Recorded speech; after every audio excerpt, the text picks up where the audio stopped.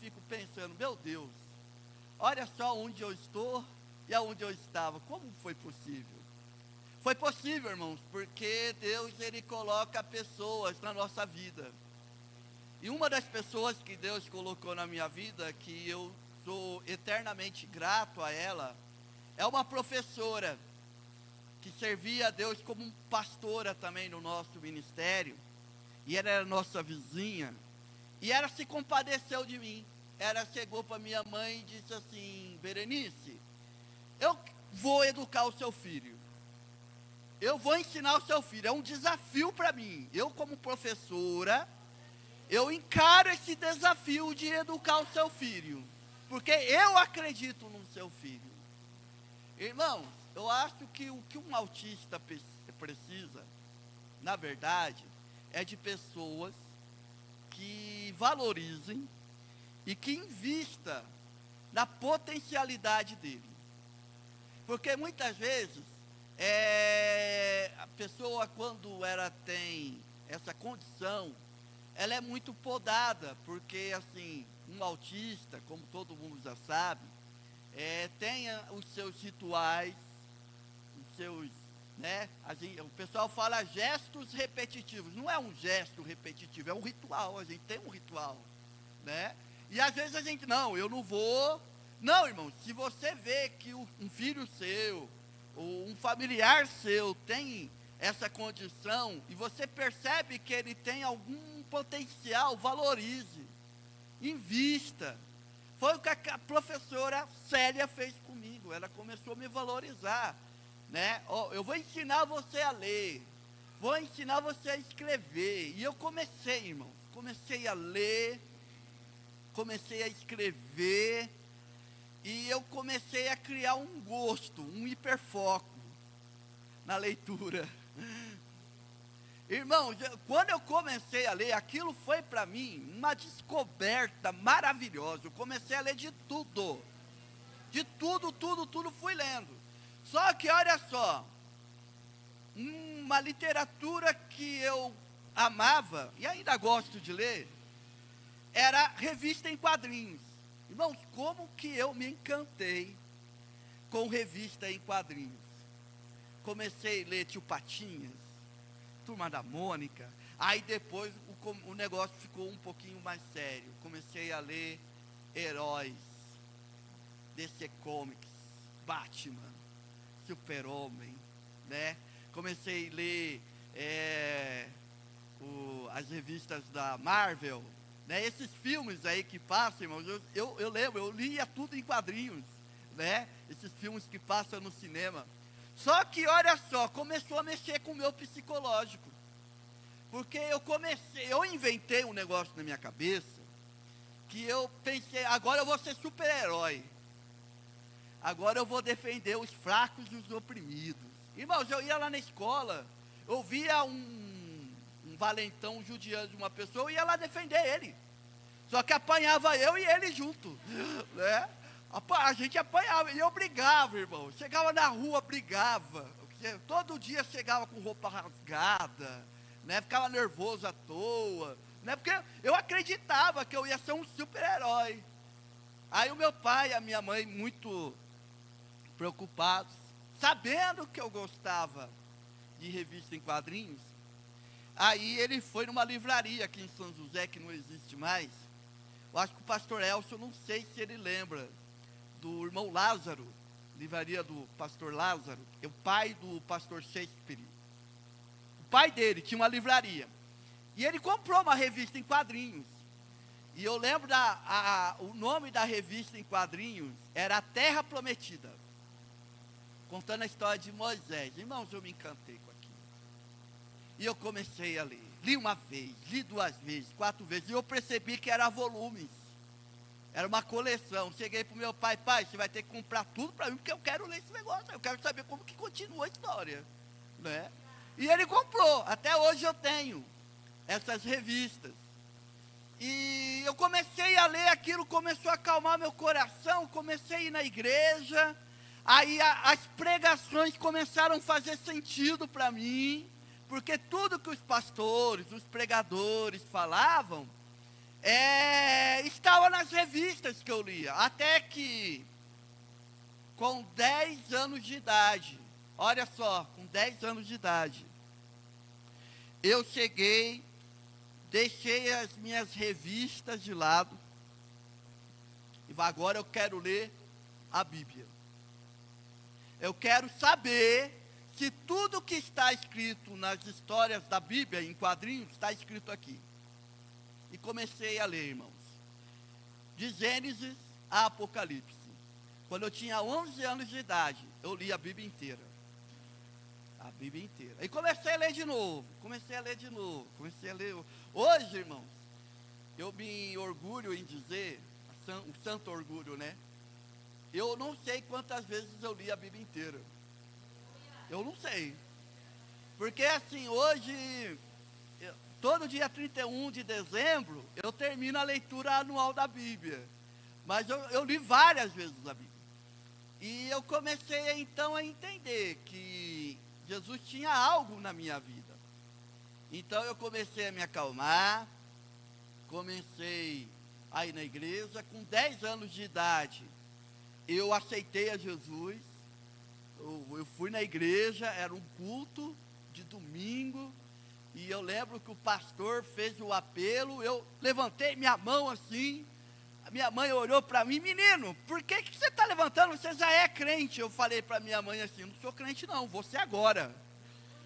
Eu quero ser agora crente, né?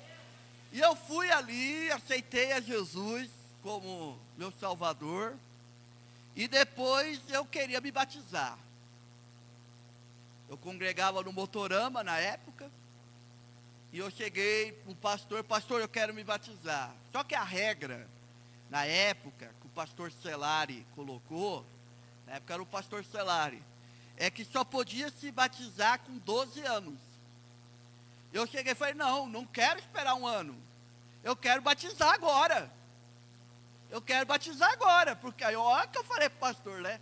Vai que eu me desvie, eu não quero me desviar, então eu quero me batizar agora. Falei assim, né?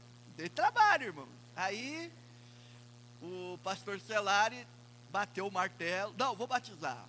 Aí foi, irmão, no dia 10 de janeiro de 92, eu lembro, foi no domingo, 2 horas da tarde, na época, irmãos, o batismo era 2 horas da tarde do domingo. Os irmãos lembram, quem era da época, ele fazia batismo e a igreja lotava.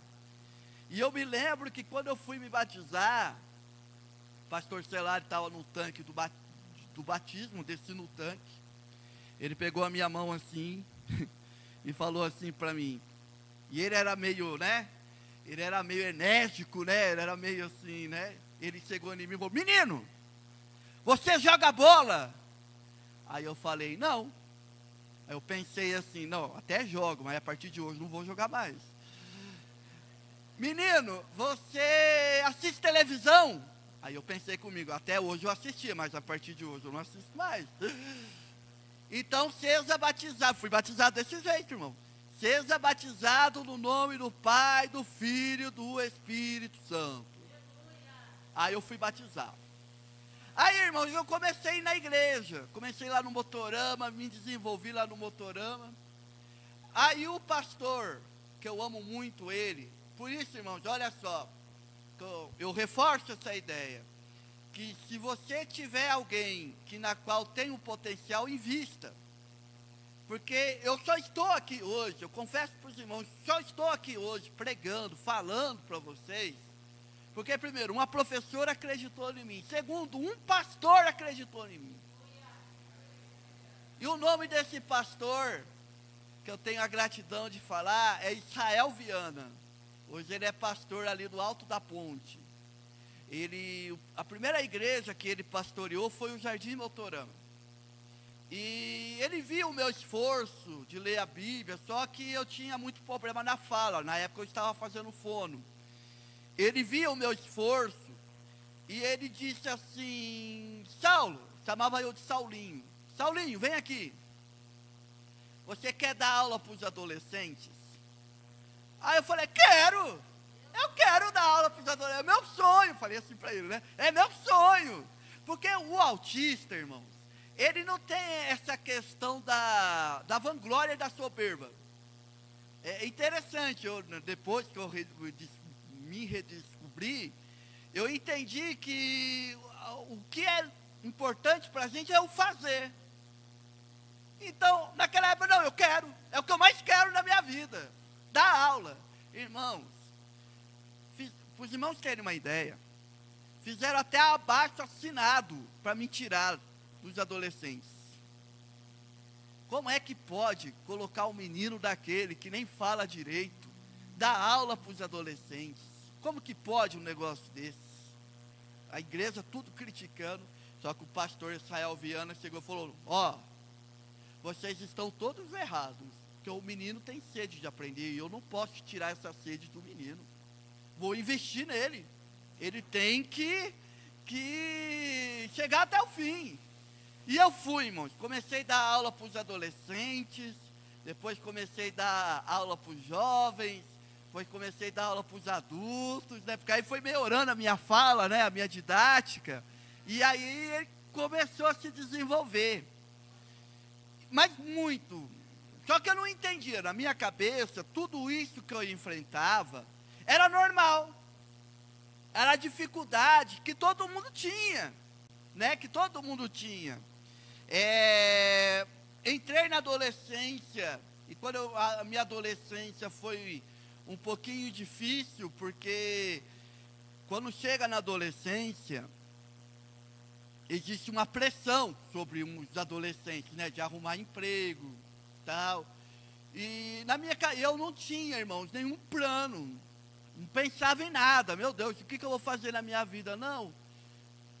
Olha só, as pessoas perguntavam, Saulo, o que você quer ser quando crescer? Né? Qual que é a profissão? Eu falava assim, eu queria ser narrador de futebol, que eu gostava, irmãos. Eu gostava de ouvir rádio, jogo de rádio, falei, eu queria ser narrador de futebol. Ah, rapaz, tal, né? Comecei a trabalhar com meu pai era serralheiro de alumínio, sofri muito, porque, na verdade, hoje eu entendo por que eu sofri muito, né? Porque o meu pai, ele cobrava muitas coisas de mim e eu não entendia as cobranças deles. Porque o autista, ele não tem percepção que as pessoas têm, né? A percepção de um autista é totalmente diferenciada. O olhar do autista é totalmente diferenciado do olhar de uma pessoa normal. Para os irmãos terem uma ideia, a brincadeira que eu tinha, voltando um pouco da infância, eu brincava muito, assim, meu pai dava um carrinho para mim, dava um helicóptero para mim, dava um brinquedo, eu desmontava. A minha brincadeira não era brincar, era desmontar. Aí eu queria montar de novo, não conseguia montar, sabe o que eu ficava? Ficava nervoso, pegava o brinquedo, tacava na parede, não queria mais saber do brinquedo, porque eu desmontei ele, queria montar ele perfeitamente. Então esse é o nosso olhar, esse é o meu olhar no caso, né? E cheguei na adolescência, e eu queria trabalhar, e é muito interessante, que olha só como que Deus faz. Eu comecei a orar a Deus, eu queria trabalhar, eu queria um emprego fechado, queria trabalhar com CLT, o meu sonho é trabalhar fechado, não quero mais trabalhar com meu pai, quero trabalhar fechado. E um dia, irmãos, eu recebi uma oferta para trabalhar numa empresa, e eu cheguei na entrevista na empresa, cheguei lá na entrevista e tal, e a vaga era para auxiliar administrativo, e eu sempre desejei trabalhar na área administrativa, e eu cheguei lá naquele lugar, e eles fizeram os testes, e fizeram a entrevista, e fizeram 2 testes. Um dos testes era o seguinte, ele dava uma carta para você escrever no computador, e ele marcava o tempo, porque eles queriam medir qual que era a velocidade da sua digitação. E quando eu cheguei para digitar, irmãos, eu não tinha, né, intimidade com o teclado. Enquanto todo mundo ia na frente e conseguia até terminar a carta, eu ficava catando milho assim, ó. Aí eu falei, meu Deus, que desastre, eu acho que esse emprego não é meu. O segundo teste era fazer uma tabela do Excel, também não deu muito certo.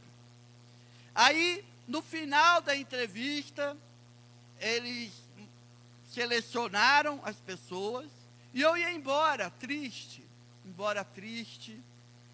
Aí, a psicóloga disse, Saulo, para onde você está indo? Estou indo embora.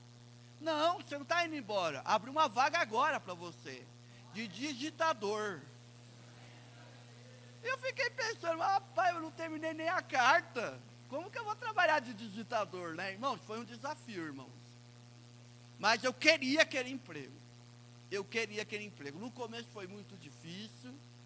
E eu queria aquele emprego e eu consegui vencer essa barreira. Comecei a trabalhar de digitador. E foi nessa época que eu conheci a minha esposa, né? Conheci a minha esposa, começamos a namorar e a noivar. E eu cheguei para minha esposa e falei assim, olha, o meu sonho agora é trabalhar no banco. Eu quero trabalhar no banco. Não sei como, mas eu quero trabalhar no banco. Quero ser bancário agora, ó. Quero ser bancário. Só que eu vou orar a Deus. Se eu entrar no banco, aí eu caso com você. Falei com ela. Aí, irmãos, olha só. Um dia, eu estava lá no meu emprego, digitador, beleza, tranquilo. E a minha supervisora chegou em mim e falou assim, Saulo, o Banco Itaú e a Votorantim está pegando pessoas. Manda o currículo lá. Aí eu cheguei e falei assim, não, eu estou bem aqui. Olha o que eu falei para ela, irmão. Hoje a gente se arrepende, né, das bobagens muitas vezes que a gente fala. Não, eu estou bem aqui, já estou satisfeito profissionalmente. Ó. Aí ela chegou em mim e falou assim, é? Então, se você não mandar o currículo agora, eu vou te mandar embora. Não precisa nem aparecer aqui amanhã. Aí eu cheguei e mandei o currículo. Mas 2 semanas depois, o banco me chamou para a entrevista. Fiz a entrevista. Passou-se uns 8 meses depois dessa entrevista. Eu achei que não tinha dado em nada. De repente, o banco liga para mim para uma entrevista com um gerente de todos os bancos. E quando eu chego lá, ele fala assim, vocês são a nata da seleção. Eu fiquei espantado, meu Deus, a nata do leite? Que coisa, né? E entrevista aqui, entrevista ali, eu fui chamado para trabalhar no banco, lá em Taubaté. Aí eu pedi conta, abracei todo mundo chorou, aquelas coisas todas, e fui trabalhar no banco. Irmãos, a minha primeira semana no banco foi terrível. Eu fiquei todo perdido. Eu queria fugir dali. Eu fiquei pensando, meu Deus, o que eu fiz na minha vida? O pior erro da minha vida foi eu ter deixado o meu emprego e ter trabalhado nesse banco. Por que eu fui inventar de trabalhar no banco? Aí um dia eu cheguei em casa, estava todo chorando, aquela crise toda. Fui ligar para Eliana. Ela aqui, ó. Aí ela chegou e falou assim, ô Saulo, você é homem ou um saco de batata? Vai lá, e você não queria trabalhar no banco? Você não orou a Deus? Não pediu a Deus? Então vai lá. Enfrenta lá, ué. Aí eu fui enfrentando, irmãos. Fui lá. Aí o gerente olhou para mim e falou assim, acho que ele não vai se dar bem aqui na agência. Eu vou mandar ele para um posto mais tranquilo. E então eu comecei a trabalhar em PAB. PAB é posto de atendimento bancário em fábricas. Então eu comecei a trabalhar nas fábricas. Trabalhei lá na Alstom e depois fui trabalhar ali em Jacareí. E eu fiquei 5 anos no banco, irmão. Irmãos, foi uma bênção, irmão. Eu me adaptei muito no banco, né? E eu entendo que tudo isso que aconteceu comigo são processos de terapia, na qual Deus, na sua misericórdia e no seu amor, proporcionou para mim. Mas as dificuldades foram aparecendo e eu aprendi nessa minha vivência a enfrentar as dificuldades. E é sempre um ciclo, né? Primeiro é a confusão, aí depois eu ficava pensando à noite, pensando assim, como é que eu vou vencer isso aqui? Né? E eu vencia. E eu vencia e superava. Vencia e superava, vencia e superava. Casei com a Eliana, muitas situações na qual nós passamos, até que chega esse ano de 2023. Esse ano de 2023, o que aconteceu? Vieram dois pastores, um casal de pastor de Campinas, na qual nós amamos muito, que é o pastor Júlio e a pastora Sinamor. E nós nos aperfeiçoamos a eles, né? Quando eles vieram assumir a congregação do Campo São José, nós já íamos, eram pastores ali do Jardim Mariana. E nós recebemos eles, abraçamos eles, e nós criamos um vínculo ali, um vínculo de irmãos, de irmandade mesmo, né? E fiquei 2 meses com o pastor Júlio e depois vim pastorear aqui o Nova Esperança. E surgiu essa oportunidade da minha esposa fazer terapia com a pastora Sinamor. Fazer terapia com ela. E papo vem, papo vai. A gente sabe que terapia, as pessoas falam de tudo, né? E a minha esposa foi falar de mim. Falou de mim. Ó, meu marido é assim, assim, assim, assim, assim, assim. Aí a Sinamor pescou a ideia. Opa, seu marido tem comportamento de espectro autista. Quando a Eliana chegou em mim, pastor El, que veio com esse papo de autismo, eu quis. Você tá doida, mulher? Você tá aonde? Eu até falei assim para ela, ao invés de você fazer terapia com você vai falar de mim para ela, o que eu tenho a ver com isso? Né? Fiquei revoltado, irmão, fiquei bravo com ela. Aí eu entrei no propósito, olha o propósito, irmãos, olha a guerra que eu entrei com ela. Vou provar para você que eu não sou isso. Aí, é guerra que você quer? Então é isso que eu vou fazer, eu vou entrar nessa guerra agora. Né? Aí fui, irmão. E qual que foi o primeiro passo? Conversar com a pastora Sinamor. Cheguei, marquei, foi uma sexta-feira, fui lá na casa dela. Aí eu cheguei, pastora Sinamor, que conversa é essa? Porque tudo que eu enfrentei é normal, tudo que eu passei é normal, todo mundo enfrenta a situação que eu enfrentei. Falou, não. E começou a falar, irmãos, eu comecei a perguntar. Eu falei, meu Deus. Aí eu saí dali, pensativo. Aí eu falei, quer saber? Vou buscar um diagnóstico médico. Quero ver se isso é verdade mesmo. Né? Saía, não, eu vou vencer essa guerra. Aí nós vamos para a internet, né?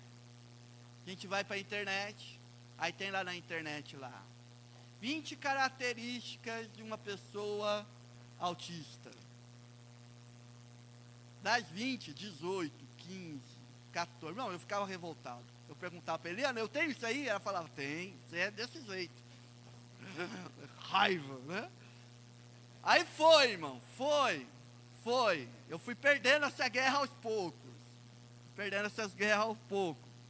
Aí eu busquei encaminhamento de um psiquiatra. Fui pelo SUS, até agora estou esperando. Aí quer saber, eu vou pagar um psiquiatra então. Paguei uma psiquiatra abençoada. E ela chegou e cravou. Não, você é autista. Já vou dar um encaminhamento para você pegar a carteirinha de ônibus, eu vou fazer tudo isso. Eu não acredito. Eu não acredito. Aí fui conversar com a minha mãe. Mãe, você não sabe dar maior. Sou autista. A minha mãe chega para mim e fala assim, não, eu já sabia desde pequenininho. Aí conta toda essa história que eu estou contando para vocês. Aí eu cheguei e falei, pronto, é uma guerra que eu entrei, sabe aquela guerra que você entra para perder? É essa guerra que eu entrei. É uma guerra perdida, você acha que vai ganhar, mas não ganha. E então foi um processo muito difícil, irmãos. a gente brinca hoje, assim, mas foi um processo muito difícil. Porque existe uma confusão, né? Porque tem muita gente que fala que o autista, ele é uma doença, é uma deficiência. Não é. Olha, presta atenção no que eu vou falar. Autismo não é doença. Autismo não é deficiência. Autismo é uma condição.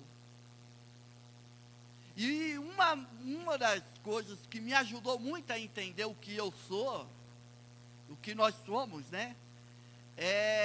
Foi uma palestra de uma doutora que ela falou o seguinte, que a forma que o autista tem de entender o mundo, vamos comparar como um sistema operacional de um celular.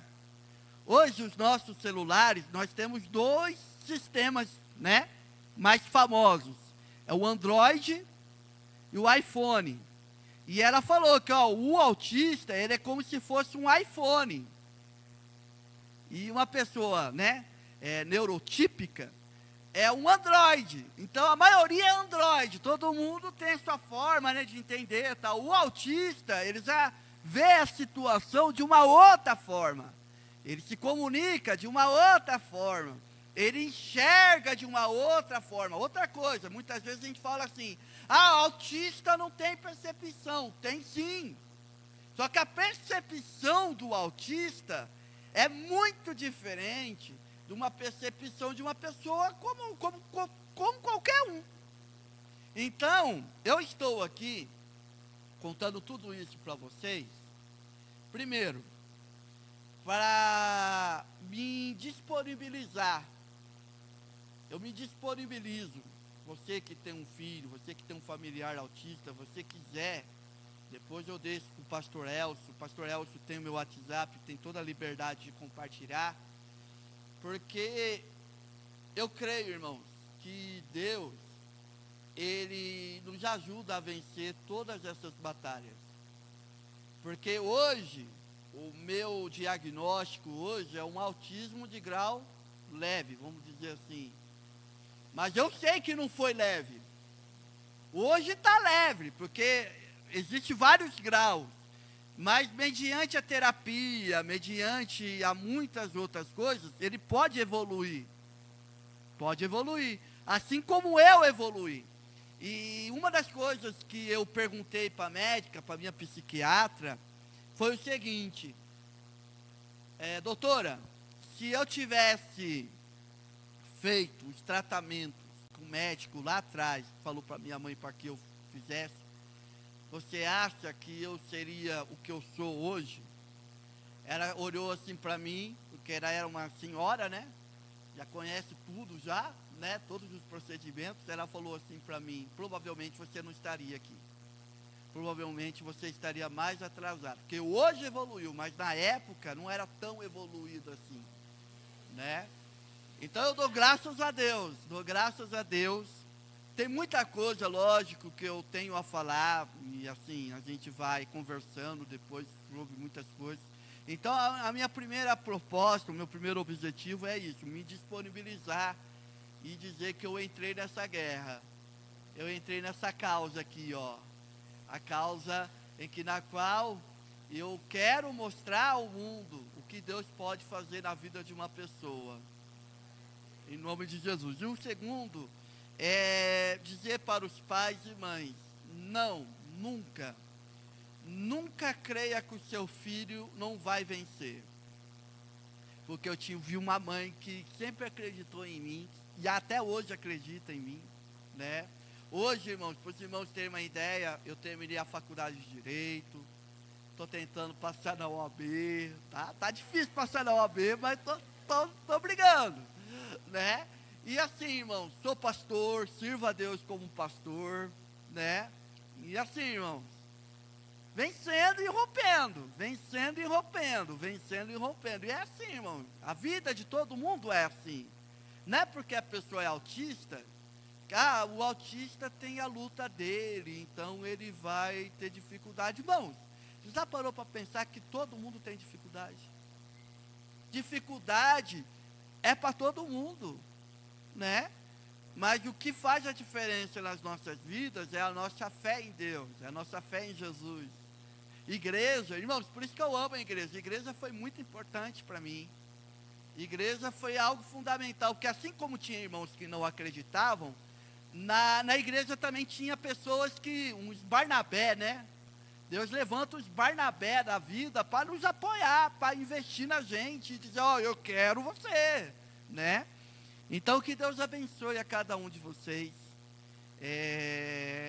ponha essa minha história como uma ponta de esperança, porque eu creio que Deus vai fazer muitas coisas através do seu filho, da sua filha.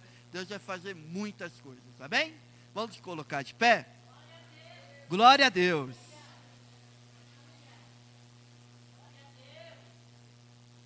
Vamos orar? Pai, em nome de Jesus, Deus, em nome de Jesus, nós queremos te agradecer, Senhor. Nós queremos te agradecer, Senhor, porque o que está acontecendo aqui é algo maravilhoso. Senhor, aqui tem famílias, aqui tem mães, aqui tem pais, aqui tem filhos, aqui tem pessoas na qual tem algum familiar, Senhor, que nasceu com essa condição de autismo, Pai. É assustador, nós confessamos, muitas vezes há até questionamentos, dizendo, Senhor, por que eu nasci assim? Senhor, por que o meu filho é assim? Mas o que nós não entendemos é os seus planos, o que nós não entendemos, aleluia, é a sua forma de agir.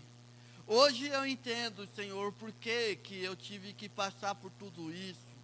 Hoje eu entendo, Senhor, por que de tantas lutas, o porquê de tantas batalhas, porque hoje eu estou aqui, Senhor, glorificando o Teu nome, porque o Senhor me ajudou, o Senhor me sustentou, o Senhor me ergueu, e hoje eu estou aqui, Senhor, como um anel de rei, anel de selar, para dizer, Senhor, a cada um dessas famílias, que o Senhor elegeu os filhos de vocês, para fazer a diferença nessa terra. Eu, Senhor, estou nessa causa. Eu, Senhor, estou nesse mover. Muitos hoje não acreditam, muitos outros dizem que o filho é atrasado, que o filho é isso, mas é eu, Senhor, que estou movendo, estou trabalhando. Irei ser glorificado na vida do teu filho, da tua filha, irei eu ser o Senhor glorificado, diz o Senhor dos exércitos nessa noite. E em nome de Jesus, também quero te agradecer, Senhor, pela vida do pastor Elcio, pela vida da pastora Andréia, que também nos ajudou nesse processo, Senhor. Que também, Senhor, abriu a porta para que nós possamos estar aqui nessa noite, confessando a Ti que o Senhor é o Senhor das nossas vidas. Muito obrigado, Senhor, em nome de Jesus. Deus abençoe, em nome de Jesus.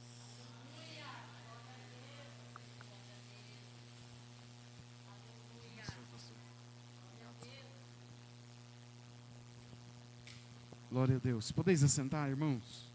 Que Deus continue abençoando a vida do pastor Saulo. Deus abençoe a pastora Liliane.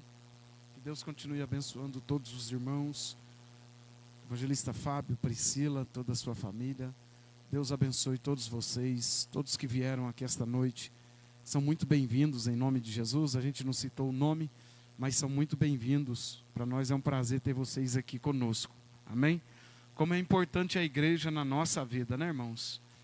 Por isso que a gente às vezes não entende pessoas dizer, eu não preciso ir na igreja, eu posso servir a Deus na minha casa. Imagine se o pastor Saulo pensasse assim, né? Como que a igreja faz bem para a gente, como que estar neste ambiente é muito bom. E este ambiente é um ambiente que o próprio Deus, Ele mesmo criou para nós estarmos aqui, juntos, adorando a Ele. E Deus é tão maravilhoso, tão bom, que Ele faz a gente ter esse ambiente, esse momento, E aí ele manifesta o poder dele neste ambiente, operando milagres, porque o nosso Deus é especialista em fazer milagres. O pastor Saulo estava aqui falando a respeito do testemunho da sua vida, e eu me lembrei agora, meu bem, daquele testemunho também que a gente ouviu daquela criança, uma criança que ela era tida pela família como mongoloide. É um pastor. Ele vivia jogado no chão quando criança, mas a avó dele era crente. E a avó dele tinha profetizado na vida dele: o meu neto vai ser pastor. E ele andava se rastejando pelo chão. Mas todas as vezes que a avó chegava perto dele, a avó orava por ele, colocava a mão na cabeça dele e profetizava: esse meu neto vai ser pastor, ele é pastor. E foi passando o tempo, irmãos, e as coisas começaram a mudar. Ele começou a levantar, ficar em pé. Já com alguns anos de vida, já eu não me lembro, já faz tempo que a gente ouviu esse testemunho dele. E aí ele pegou e começou a ficar em pé, começou a andar, começou a estudar. E ele foi um pouco atrasado, mas foi estudando. Para resumir, e até uma coincidência, pastor Saulo, que ele também entrou na faculdade para fazer advocacia. E no dia que ele chegou, porque ele ainda anda um pouco com dificuldade, mas quando ele chegou e as pessoas olham no semblante dele e vê que o rosto dele assim não é realmente de uma pessoa normal mesmo. Dá para ver que tem alguns traços assim, né? Quem sabe até do autismo mesmo. E aí ele falou que ele chegou na classe, ele tinha síndrome de Down, isso. Ele chegou na classe, olhou para todo mundo e disse assim para eles assim, ó: vocês estão pensando que eu sou doido, mas eu não sou não. Eu vim aqui para estudar. E eu vou ser o melhor dessa turma. Falou assim para eles ainda. E entrou e realmente foi o melhor aluno da classe. E ele se formou como um advogado. Ele se tornou pastor e ele estava dando um testemunho. Esse testemunho a gente assistiu. Ele estava dando testemunho na Batista da Lagoinha, em Belo Horizonte. Para você ver como que Deus faz. Deus, irmãos, eu sempre costumo dizer, Deus, ele é o Deus do impossível. Não tem impossibilidade que Deus, isso aqui Deus não pode fazer. Deus pode fazer, mas nós precisamos acreditar. A grande dificuldade de não acontecer milagre na nossa vida ou na vida de alguém é pela nossa incredulidade. Você sabe que Deus não tem problema para operar milagre. O que Deus tem problema é de resolver essa questão que muitas vezes está em nós mesmos, de não acreditar. Eu não acredito que Deus faz. Não. E isso a gente limita o poder de Deus. Mas eu louvo a Deus, porque ainda tem pessoas ainda que acreditam que Deus pode fazer milagre. Que Deus pode mudar a situação. Eu creio nesse Deus, eu prego isso, eu vivo isso. Deus é poderoso para mudar todo tipo de situação. A gente tem muita fé para orar para uma pessoa ser curada de dor de cabeça. A pessoa está com dor de cabeça. Eu repreendo essa enfermidade em nome de Jesus. E aí, a hora que você se depara com uma pessoa com câncer terminal em cima da cama. E aí, como é que você ora? Senhor, faz a tua vontade. Aí já não tem coragem mais. Mas o que você tem? Não, uma dor de cabeça. Eu repreendo em nome de Jesus essa dor de cabeça. Aí tem coragem. Mas quando está lá em estado terminal em câncer, Senhor, tu sabe, faz a tua vontade, Senhor. Por quê? Pela situação da pessoa. Mas o que Deus quer ver em mim e em você é a mesma fé. Porque para Ele não tem diferença alguma a dor de cabeça, como um câncer. Deus para Ele não é nada. Uma só palavra muda a vida da pessoa. A pessoa pode dormir, às vezes, um dia, não entendendo nada da vida. No outro dia levanta, olha e fala: meu Deus, está brilhando aqui, eu estou vendo aquela cor, eu estou conhecendo essa letra, eu estou entendendo isso. Ontem mesmo eu estava em casa, eu estava ouvindo o testemunho do Cleiton Queiroz, um cantor. Ele dizendo, Deus falou para ele: eu vou te chamar, eu te escolhi. Ele nasceu cego. Sem o globo ocular, ele teve que fazer uma cirurgia, tirar o globo ocular desde bebê. E aí Deus pegou e chamou ele e falou para ele, falou assim: eu estou te escolhendo, você vai ser dispensado do exército aqui da terra, mas eu estou te alistando nas fileiras do céu. Eu vou te usar na terra. e você vai ser músico. Aí ele falou, bom, se eu vou ser músico, então eu vou entrar numa escola para aprender. Deus falou, de maneira nenhuma, não se atreva, quem vai te ensinar sou eu. E hoje ele toca todo tipo de instrumento sem precisar ir um dia numa aula de música. Esse é o Deus que nós servimos. Qual é o problema que você tem e você acha que Deus não pode resolver? Se coloca de pé em nome de Jesus. Você vai orar por você esta noite. Você vai orar e vai falar, coloca a mão na sua cabeça. Eu me repreendo, Senhor, essa incredulidade sobre mim, de não acreditar que o Senhor pode mudar a minha vida. O Senhor pode mudar a minha situação, porque Deus é poderoso para fazer o impossível se tornar possível, porque Ele é Deus e para Ele não tem possibilidades. Você crê assim? Então vamos orar. Senhor, muito obrigado por esta noite, por tudo que o Senhor tem falado conosco aqui, Senhor. Ó Deus, nós não estamos orando agora, Senhor, por outras pessoas, mas nós queremos orar por nós mesmos. Eu também, Senhor. Eu oro por mim pedindo ao Senhor, vai repreendendo todo pensamento negativo, contrário, toda falta de fé, Senhor, incredulidade. Eu repreendo em nome de Jesus da minha mente. Ó Senhor, Tu és poderoso para nos fazer, Senhor, trazer à memória, Senhor, aquilo que nos dá esperança, colocar a nossa fé em ação, acreditar, Senhor, que Tu és o Deus do impossível. Tu és o Deus que deu um filho para Abraão com quase 100 anos de idade, Senhor. Qual é a nossa impossibilidade diante de um Deus tão grande como o Senhor? Senhor, no nome de Jesus, vai, Senhor, tratando nesta noite com cada um de nós, no nosso íntimo, ó Deus. Vai repreendendo, Senhor, todos os impedimentos, tudo aquilo, Senhor, que é obstáculo para alcançarmos os nossos objetivos, os nossos sonhos se tornarem realidade, tudo aquilo que nós queremos, nós podemos conquistar, Senhor, uma vez que cremos que Tu és o Deus que pode todas as coisas. Eu profetizo isto nesta noite. Ah, Senhor, age na vida desta igreja, age na nossa vida, e que nós possamos sair daqui de posse de tudo que o Senhor já tem dispensado para nós, como vitória na noite deste dia. Assim nós oramos e Te agradecemos, no nome precioso de Jesus. Amém. E graças a Deus. Que a graça do Senhor Jesus Cristo, o grande amor de Deus nosso Pai, a comunhão e as consolações do Espírito Santo, seja com todos, não só agora, mas para sempre. Os que creem e recebem, digam: a vitória é nossa, a vitória é da nossa família, a vitória desta igreja, porque nós estamos... Deus abençoe. Amanhã tem célula com os adolescentes aqui. Eu vou dar uma palestra para os adolescentes. Sexta-feira, nosso culto de ensino da palavra de Deus. Venha, 7:30 da noite, estudo da palavra de Deus. Deus abençoe. Os trabalhos seguem-se normalmente.